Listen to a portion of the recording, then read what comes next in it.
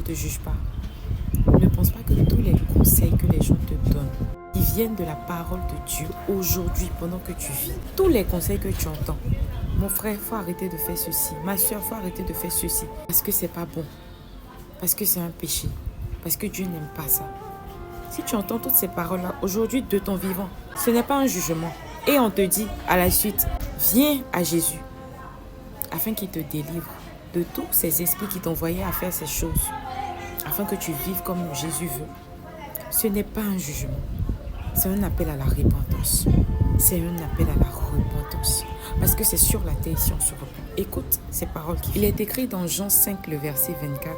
En vérité, je vous le dis, celui qui écoute ma parole et qui croit en celui qui m'a envoyé a la vie éternelle et ne vient point en jugement, mais il est passé de la mort à la vie. La Bible dit dans Hébreux 9, le verset 27, qu'il est réservé aux hommes de mourir une seule fois, après quoi vient le jugement. Hébreux 9, 27 dit que c'est une seule fois que tout être humain normal meurt et passe directement au jugement. Mais Jean 5, 24 te dit que lorsque tu donnes ta vie à Jésus, lorsque tu crois en la parole de Dieu et que tu marches selon cette parole-là, tout le long de ta vie, tu ne vas pas en jugement. Parce que sache qu'après la mort, là, tout être humain, qu'il soit chrétien ou pas, passe au jugement.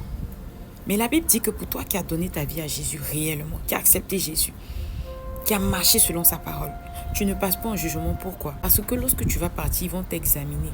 On ne trouvera rien de l'ennemi en toi. On ne trouvera rien du monde en toi. On constatera que effectivement, tu as marché selon la volonté de Dieu.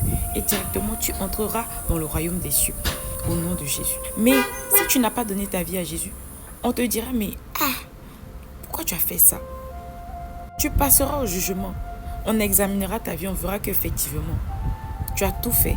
Tu as été bon, mais tu n'as pas eu l'amour. L'amour dont il s'agit là, c'est Jésus. Tu n'as pas reçu l'amour. Tu n'as pas accepté l'amour. Jésus-Christ de Nazareth. Et toi, tu passeras en jugement. Parce que le jugement se termine en condamnation. Si tu donnes ta vie à Jésus, si tu écoutes les conseils pendant que tu vis sur la terre, là, qui t'envoient à la repentance, ne prends pas ça comme un jugement. Va plutôt te poser des questions. Va plutôt réfléchir. Va plutôt chercher Dieu qui t'a créé, le désirer et l'accepter. Accepter sa parole. Marcher selon sa parole. Dans tous les détails. Ce n'est pas chose facile. Le Seigneur Jésus dit que aux hommes cela est impossible, mais à Dieu tout est possible. C'est possible. C'est possible que tu sois saint comme Dieu est saint. C'est possible que tu sois parfait comme Dieu est parfait. Si tu es ancré entièrement en Jésus-Christ de Nazareth. S'il s'agit de la maladie, du mariage, du travail, de la prospérité financière, toutes ces choses-là, c'est vraiment peu. C'est peu de bénédictions pour ce que Dieu veut te donner. Il veut te donner la vie éternelle. Il veut te donner la vie éternelle. Il veut que tu puisses comprendre ces conseils qui te sont donnés pendant que tu vis, où tu as le temps de te repentir. Parce que les conseils qu'on te donne là, c'est parce que tu as le temps de te repentir. Pourtant, après la mort, là, on va te juger. Là, la parole de Dieu va te juger. Jésus-Christ de Nazareth, le lion de la tribu de Juda, va te juger. Il va te dire, mais pourquoi tu as fait ça? Pourquoi tu n'as pas écouté ce qu'on t'a dit? Tu ne peux pas rentrer dans ma félicité parce que là-bas, on ne demande pas pardon. C'est sur la terre ici, là, on demande pardon. Donc, ne considère pas tous ces conseils, toute cette parole de Dieu qui t'est donnée, qui t'est décortiquée comme des réprimandes, comme un jugement. Non. Considère ça comme une bénédiction pour ton âme. Sauver ton âme. Pendant que tu es sur la vie, là, c'est là que tu dois travailler à ton salut. Après la mort, là-bas, on constate les faits. Et si tu n'as pas honoré le nom du Seigneur, ça sera ta perte éternelle.